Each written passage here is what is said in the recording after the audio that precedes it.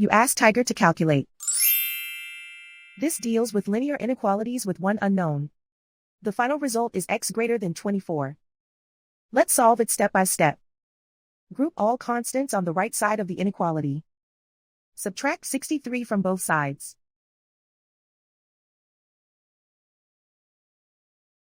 Group like terms.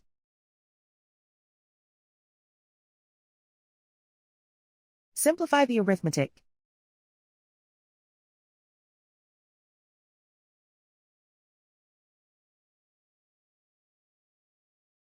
Convert the x into a positive number. Multiply both sides by -1. Whenever you multiply or divide by a negative, reverse the inequality sign.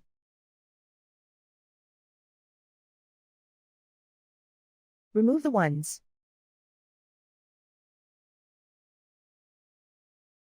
Simplify the arithmetic.